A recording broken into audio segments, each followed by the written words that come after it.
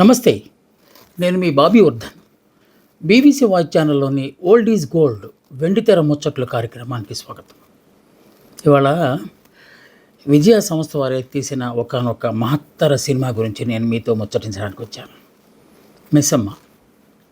ఆ పేరు వినే ఉంటారు. పాత మిస్సమ్మ. ఈ మధ్య కాలంలో ఆ శివాజీ భూమిక వాళ్ళు తీసిన మిస్సమ్మ కాదు. బహుశా ఆ పాత మిస్సమ్మే దీనికి కూడా ప్రేరణ అయి ఉండొచ్చు. కాకుంటే అక్కినేని, ఎన్టీ రామారావు ఇద్దరు హీరోలుగా ఒక మల్టీ స్టారర్ సినిమా తీయాలనుకుని విజయ సంస్థ వారు ఈ సినిమాకు శ్రీకారం చుట్టారు. మరి వాళ్ళకి జంటగా ఎవరుండాలి అనే దాన్ని కూడా చాలా భానుమతి గారిని, జమున గారిని అనుకున్నారు. ఎన్టీఆర్ సరసన భానుమతి గారు, ఏఎన్ఆర్ సరసన జమున గారు ఆయనతో పాటు. ఇంత పెద్దవాళ్ళు ఉన్నప్పుడు మరి తారాగణం కూడా చాలా భారీ స్థాయిలో ఉండాలి కదా అని చెప్పి ఎస్వి రంగారావు గారు, గుమ్మడి గారు, పద్మనాభం గారు, రేలంగి, రమణారెడ్డి, ఋషేంద్రమణి ఇలా రకరకాల చాలామందిని ఎంపిక చేసుకుని ఆ సినిమా తీశారు. అప్పట్లో బాలకృష్ణ అని అతనే ఆ తర్వాత కాలంలో ఆయన అంజిగా మారారు. ఆయన కొంచెం కామెడీ అంటే సినిమాలో కాకపోయినా కూడా షూటింగ్ జరుగుతున్నప్పుడు విశ్రాంతి సమయంలో మంచి మంచి కామెడీస్ పండించి అందరిని నవ్విస్తూ అందరినీ ఆకర్షించగలిగేవారట. అందుకోసమని ఆయన్ని కూడా దీంట్లో పెట్టుకున్నారు. ఎస్విఆర్ ఒక ఉదాత్తమైన పాత్ర దీంట్లో వేస్తారు. మాటలు, పాటలు, కథ మాత్రం ఆయన చక్రపాణి గారే రాసుకున్నారు. చాలా చాలా విజయ సంస్థల్లో చాలా కథలకు చక్రపాణి గారే కథలు రాసుకుంటారు. ఎందుకంటే వాస్తవానికి ఆయన కథకుడు. అలాగే ట్రాన్స్లేషన్స్ ఎక్కువ చేస్తారు కనుక ఇతర భాషల్లో వచ్చిన సాహిత్యాన్ని కూడా ఆయన బాగా అవపోసన పట్టారు కనుక ఎక్కడెక్కడ మంచి కథలు ఉన్నాయో ఎంపిక చేసుకుని మరీ ఆయన ఆ ఆర్ట్ని బాగా డెవలప్ చేసుకున్నారు. ఇక ఈ మాటలు, పాటలు మల్లాది వారికి పింగళి నాగేంద్రరావు గారికి ఇచ్చారు. మల్లాది వారు కొంచెం ఈ సినిమాలో ఉన్న కథను బట్టి పాటలు రాయడానికి ఆయన ఏమో సరిపోతారా లేదా అనుకున్నారో తెలియదు, కానీ మొత్తానికి పింగళి నాగేంద్రరావు గారికి మాటలు, పాటలు రాసే అవకాశం కూడా ఇచ్చారు. ఇక సంగీతం విషయంలోకి వచ్చేసరికి గతంలో కూడా మనం చెప్పుకున్న విజయ సంస్థకి ఘంటసాల గారు కాంట్రాక్టు మీద సంతకం చేశారు. వాస్తవానికి ఈ సినిమా కూడా ఆయనకే ఇవ్వాలి. కాకుంటే ఆయన కాకుండా ఎస్ రాజేశ్వరరావు గారిని దీనిలో ఎంపిక చేసుకున్నారు. ఎందుకు అది మళ్ళీ మనం తర్వాత మాట్లాడదాం. ఇక నేపథ్య గానం విషయంలోకి వచ్చేసరికి ఘంటసాల గారు పాడాలి కదా. ఎన్టీ రామారావు గారు, లక్ష్మీనాగేశ్వరరావు గారు అంటే డెఫినెట్గా ఘంటసాల గారు పాడాలి. కానీ ఘంటసాల గారిని కాకుండా ఏఎం రాజా గారిని తీసుకున్నారు. అప్పట్లో ఏఎం రాజా గారు అంటే అప్పుడప్పుడే వస్తున్నారు. తమిళ్లో మంచి పాటలు పాడుతున్నారు. మన భాషలో కూడా కొన్ని పాటలు పాడుతూ వస్తున్నారు. ఆయన్ని తీసుకున్నారు. ఏఎం రాజా గారు అంటే తెలుసు కదా, జిక్కి కృష్ణవేణి గారు ఉన్నారు కదా, వారిని ఆ తర్వాత ఆయన పెళ్లి చేసుకున్నారు. సో ఆ జంట ఏఎం రాజా అండ్ జిక్కి కూడా ఈ సినిమాలో పాటలు పాడారు. As usual DOP, director of photography మాత్రం మార్కస్ బాట్లే గారినే తీసుకున్నారు. ఎందుకంటే ఆయనకి విజయ సంస్థతో మంచి అనుబంధం ఏర్పడింది. ప్లస్ సినిమాకి ఆయన ఇంకా బాగా డెవలప్ అవుతూ మంచి ప్రాచుర్యాన్ని పొందడంతో పాటుగా నాగిరెడ్డి, చక్రపాణి తాలూకు ఆశీస్సులు అలాగే ఆదరణ ఆయన పొందగలిగారు. ఈ సినిమాకి చాలా విశేషాలు ఉన్నాయి. వాటిల్లో ఈ సినిమాలో మొట్టమొదటిసారి మిస్సమ్మ పాత్ర, ఆ మిస్సమ్మ పాత్రను భానుమతి గారికి సెలెక్ట్ చేయించారు. ఆవిడ షూటింగ్ కూడా వస్తున్నారు. కొన్ని రోజులు షూటింగ్ అయిన తర్వాత సడన్గా ఆవిడ ఒక నాగిరెడ్డి, చక్రపాణి గారికి ఒక లేఖ రాశారు. నేను షూటింగ్కి పగలైతే రానండి, మధ్యాహ్నం తర్వాతే వస్తాను, ఎందుకంటే నాకు వరలక్ష్మి పూజ ఉన్నది, ఈ రోజుల్లో వరలక్ష్మి పూజ రోజుల్లో ఆలస్యంగా వస్తాను, మధ్యాహ్నం వస్తాను అన్నారు. సరే చూద్దాము అనుకున్నాను. ఆ చెప్పిన సమయం కూడా రాకుండా ఇంకా ఆలస్యంగా రావడం మొదలుపెట్టారంట ఆవిడ. చక్రపాణి గారు ఏంటి, నాగిరెడ్డి గారైనా కొంచెం చూసి చూడనట్టు ఉంటారు, కానీ చక్రపాణి గారికి డిసిప్లిన్ అంటే చాలా ఇష్టం. ఎందువల్లనంటే ఒక్క యాక్టర్స్ కోసం మిగతా వాళ్ళందరూ వెయిట్ చేయటం అనేది అది బాగుండదు. సో అంత రీషెడ్యూల్ చేయాలంటే చాలా కష్టం. ముందుగానే వాళ్ళ దగ్గర మనం కాల్ షీట్లు తీసుకుంటాం కనుక ఆవిడ చేసే ఈ పని అలాగా అని చెప్పి ఆవిడ ఒక రోజు బాగా ఆలస్యంగా వస్తే క్షమాపణలు చెప్పమని చెప్పారట. లేట్ అయిపోయిందండి, సారీ అని చెప్పాలి కదా మామూలుగా అయితే. ఆవిడ అసలు చాలా అభిజాత్యం ఆవిడకి, అదే అహంకారం అనలేం కానీ, బట్ ఆవిడ ఒక స్టైల్, ఆవిడ స్టైల్ అది. సో ఏమాత్రంగా స్టార్ట్ చేయండి అని అన్నారట. స్టార్ట్ చేయటం కాదమ్మా, ముందు మీరు ఏంటి ఇది, ఎంతమంది మీకోసం వెయిట్ చేస్తున్నారు, ఇది చాలా తప్పు, మీరు సారీ చెప్పాలి అంటే ససేమిరా అన్నారట. అప్పుడు నాగిరెడ్డి గారు, చక్రపాణి గారికి కోపం ముంచుకొచ్చేసిందట. వెంటనే కెమెరామ్యాన్ వాళ్ళందరిని పిలిచి అప్పటికే 4 రీళ్ళు తీశారట సినిమా భానుమతి గారిని బట్టి. అప్పుడు ఆ రీళ్ళని తెప్పించి ఆవిడ ముందే కెరోసిన్ వేసి తగలబెట్టేశారు. వెళ్ళిపోండి అన్నారట. మీరు మాకు అక్కర్లేదు, ఎన్ని కండిషన్లు పెట్టి పొరపాటు అయిందని కూడా చెప్పడానికి మీరు ఇష్టపడలేదంటే ఈ సినిమా అంత బాగా రాదమ్మా, మేము ఈ సినిమా మీద చాలా ఆశలు పెట్టుకున్నాము అని చెప్పి అన్నారట. దీనికి ఆవిడని తీసేయడానికి, లేకపోతే చక్రపాణి గారికి అంత కోపం రావడానికి మరో కారణం కూడా ఉందట. ఈ సినిమాలో ఒక డిఫరెంట్ క్యారెక్టర్ వేస్తున్నారు ఆవిడ, అంటే క్రిస్టియన్ పాత్ర వేస్తున్నారు కనుక అమ్మ మీ గొంతు ఏమో చాలా క్లాసికల్గా ఉంటుంది, హైందవత్వానికి దగ్గరగా ఉంటుంది, మీరు అన్ని కీర్తనలా పాడారు కనుక మీకు జిక్కి గారితో పాడిస్తాము అని చెప్పారట.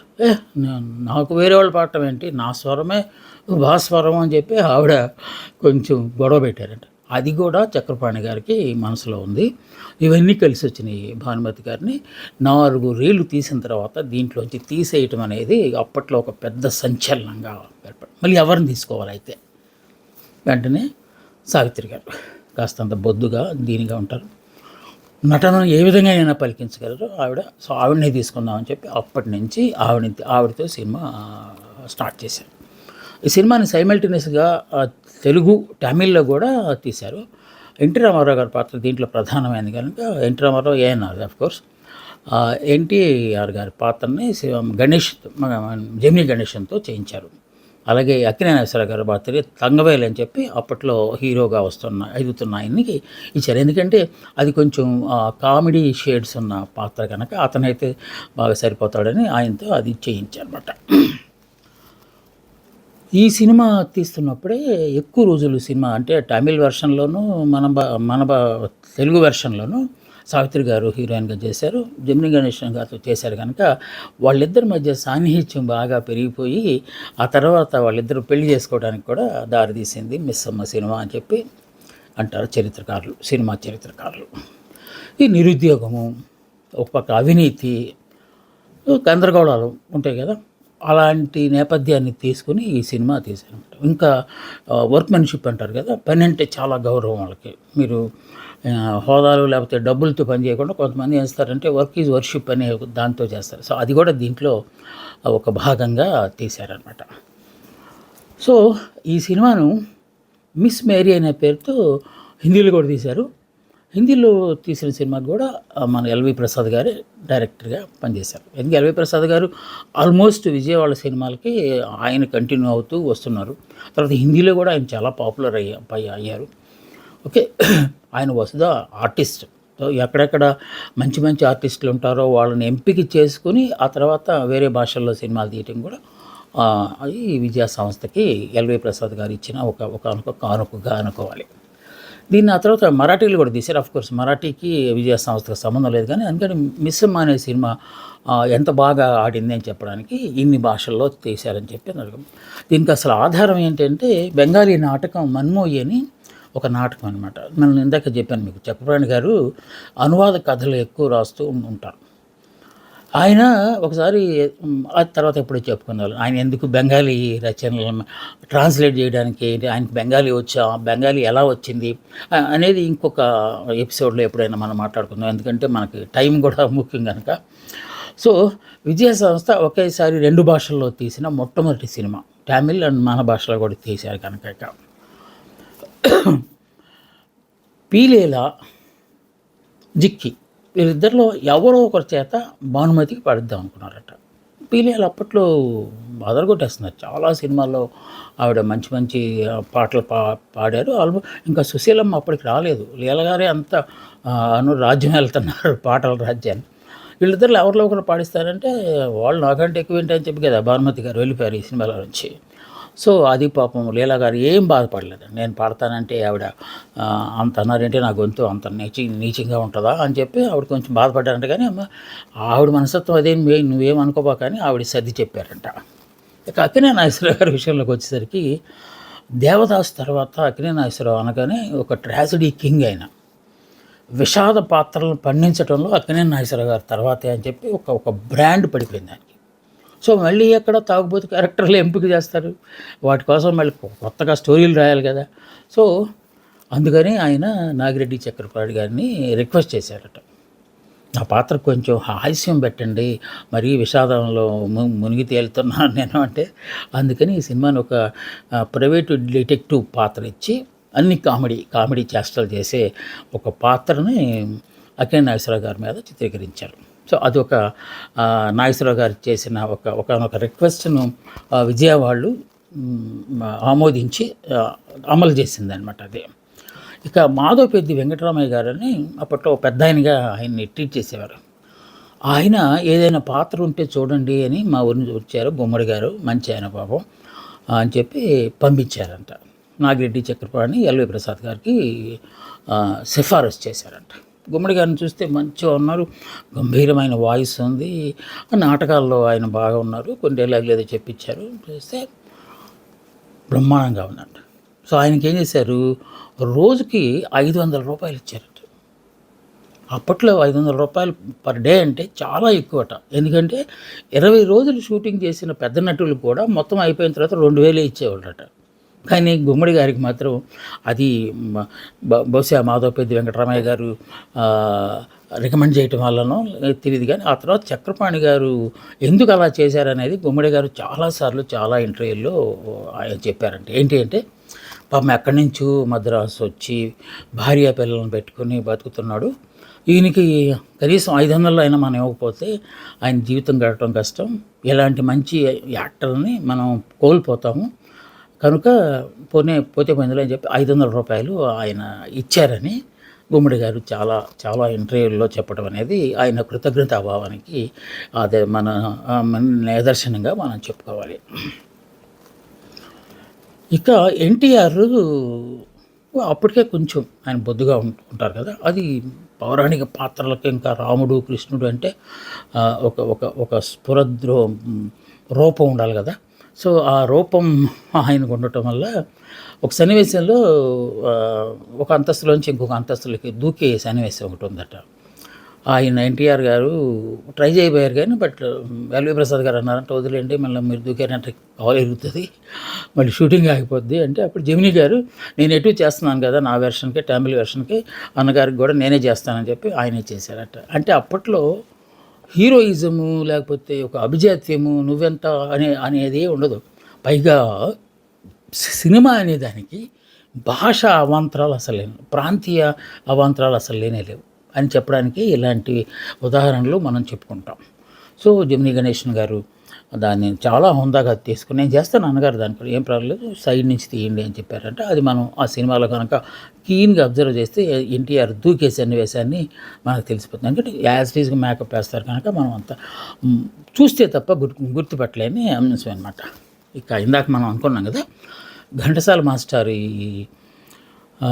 స్థానాల్లో సంగీత దర్శకుడు మార్చారు. ఎందుకంటే ఘంటసాలకే అంటే ఎస్ రాజేశ్వరరావు గారు అంటే ఆల్మోస్ట్ ఘంటసాల గారు ఇష్టపడే రాగాన్ని ఇష్టపడతారు, ఆయన కూడా రాగాధారంగానే సినిమాల పాటలు చేస్తారు. అది వాళ్ళిద్దరికి ఉన్న అనుబంధంగా మనం చెప్పుకోవాలి. ఆయన మీద ఈయనకి గౌరవం, ఈయన మీద ఆయనకి గౌరవం. లేకుంటే ఘంటసాల గారిని కాకుండా ఏఎం రాజా గారితో ఎందుకు పాటలు పాడించారు అనేదానికి ఒకనొకది అంటే ఈ సినిమాలో క్రిస్టియన్ పాత్ర వేస్తుంది ఆవిడ సావిత్రి గారు, మిస్సమ్మ అంటే అది కదా. సో ఆ పాత్రకు ఒక పాట వస్తుంది, అందుకని అది క్రిస్టియన్ పాట కనుక ఈయనైతే అంత బాగా కంపోజ్ చేయలేరు అని చెప్పి మార్చారు. అదొకటి.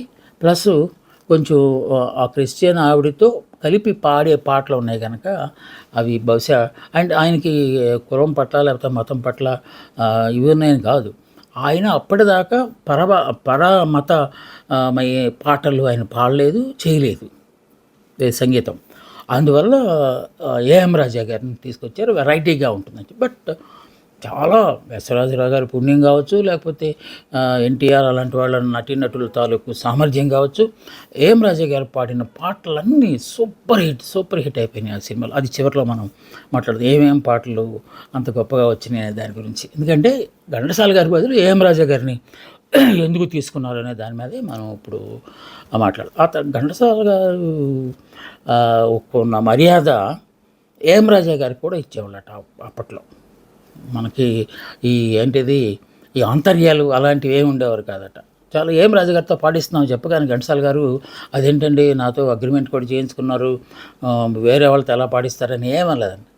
మంచిది అలాంటి వాళ్ళని మనం ప్రోత్సహించాలి, కొత్త వాళ్ళని ప్రోత్సహించాలని ఆయన కూడా చాలా అభినందనలు తెలియజేశారట. అలాగే ఈ సినిమాలో రేలంగి గారు రమణారెడ్డి గారు చేశారు. మీకు హాలీవుడ్ సినిమాలు చూసే వాళ్ళు డెఫినెట్గా లారెల్ అండ్ హార్డీ అని చెప్పి ఒక జంట ఉంటారు. ఒకడేమో బాగా లావుగా ఉంటారు, ఒకరేమో సన్నగా పొడుగ్గా ఉంటారు కదా. వీళ్ళిద్దరిని కూడా వాళ్ళతో పోల్చారంట ఈ సినిమాలో. అంటే చూడండి ఎంత హాలీవుడ్ రేంజ్లో వీళ్ళిద్దరు బాగా చేశారు అని చెప్పి అప్పట్లో ఇండియన్ లారెల్ అండ్ హార్డీ అని చెప్పి వాళ్ళిద్దరిని పిలిచేవారట. ఈ సినిమాలో రేలంగి గారు పాత్ర వేయటమే కాకుండా ఒక 2 పాటలు పాడారు.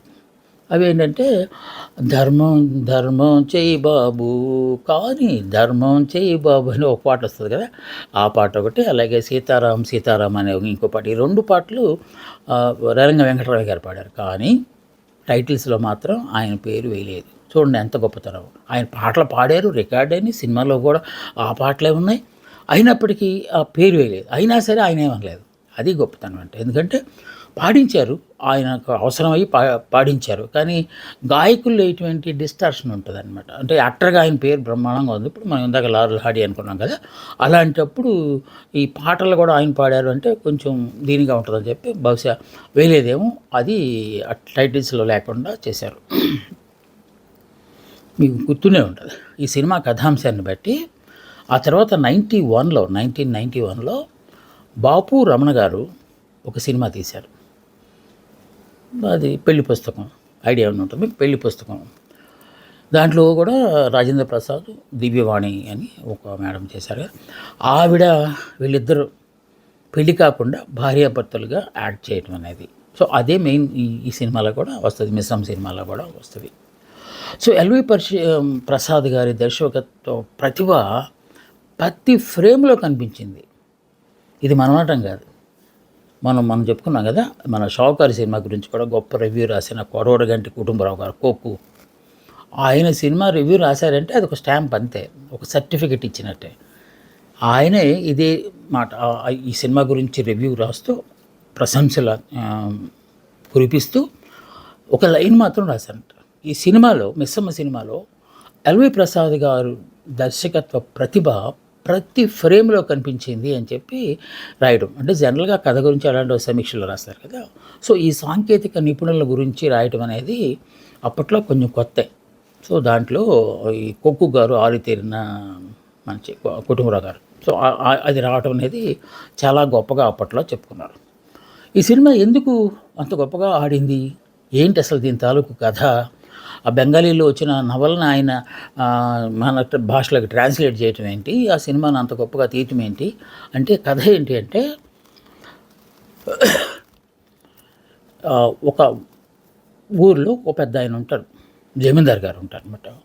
జమీందార్ గారి భార్య ఆయన కలిపి ఒక పుష్కరాలకు వెళ్తే వాళ్ళ పాప మహాలక్ష్మి అమ్మాయి పేరు మిస్ అయిపోతుంది.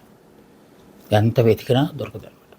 ఈ పాప ఒక చెన్నైలో ఉంటున్న ఒక జంటకు, ఒక క్రిస్టియన్ జంటకు దొరుకుతుంది. సో ఆ అమ్మాయికి మేరీ అని పెట్టి పెంచుతారు, ఆ అమ్మాయిని పెంచుతారు. సో అప్పటి నుంచి వీళ్ళు దిగాల పడిపోతారనమాట. బిడ్డ కనిపించకుండా పోయి వాళ్ళకి ఇంకో కూతురు ఉంటుంది. వాళ్ళ ఇంట్లోనే మేనల్లుడు అంటే అక్కినేని నాగేశ్వరరావు గారు వేసిన పాత్ర ఉంటారు. జమున, చిన్న కూతురు జమున. సో ఉన్నప్పుడు వాళ్ళు ఆ అమ్మాయిని మర్చిపోలేక ఏం చేశారంటే ఆ అమ్మాయి పేరుతో మహాలక్ష్మి స్కూల్ అని ఒకటి పెట్టి ఆ స్కూల్లో భార్యాభర్తలుగా ఉన్న వాళ్ళు మాత్రమే టీచర్లుగా రావాలి, పైగా మ్యూజిక్ టీచింగ్ కూడా చేయాలి అని చెప్పి పెడితే, అప్పుడు నిరుద్యోగిగా ఉన్న ఎంటీ రావు, ఎంటీ అంటే ఖాళీ కదా, చాలా గొప్పగా పెట్టారు పేరు, ఎంటీ రామారావు, ఎంటీ అనే పేరుతో ఆయన, ఎంటీ రావు అనే పేరుతో రామారావు గారు, మిస్ అమ్మ అనే పేరుతో సావిత్రి గారు వచ్చి ఉద్యోగంలో చేరతారు. చేరిన తర్వాత వీళ్ళిద్దరి మధ్య ప్రేమ చిగురిస్తుంది. కొన్నిసార్లు ఒకళ్ళనొకళ్ళు తిట్టుకుంటారు, మళ్ళీ ఒకటైపోతారు. నేను వెళ్ళిపోతానండి, అసలు విషయం చెప్పేసి వెళ్ళిపోతానండి అని చెప్పి ఆవిడ బెదిరించటం. ఈలోపు ఈ డిటెక్టివ్ ఉన్నారు కదా, ఆయన మేనల్లుడు, అతను వీళ్ళ మధ్య ఏముంది అసలు ఏంటి వీళ్ళని కనిపెట్టే ప్రయత్నం చేస్తాడు.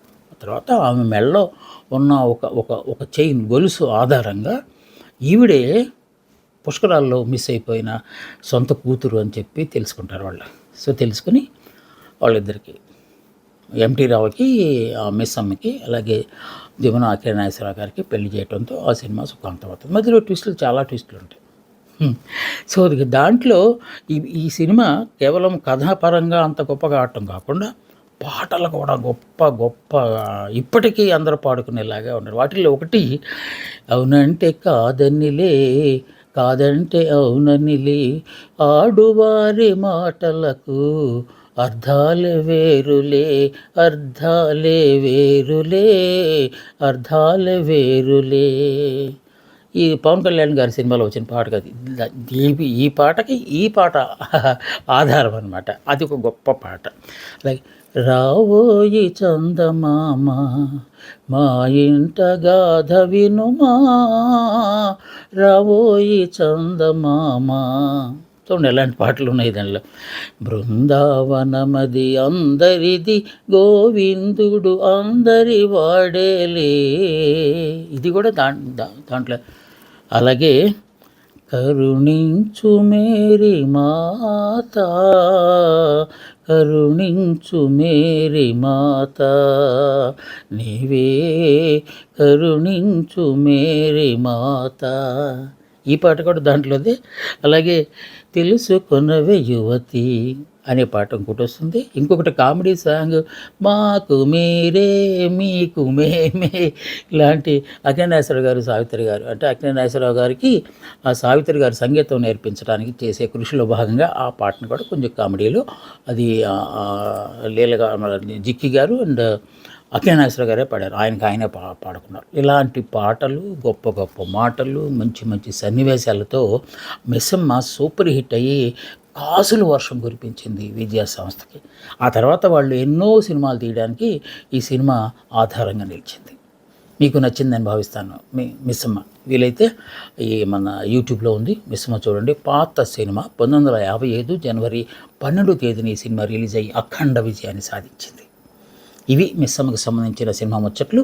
మళ్ళా ఒక మంచి సినిమాతో నేను మీ ముందుకు వస్తాను. అందాక సెలవు. నమస్తే, మీ బాబీ వర్ధన్.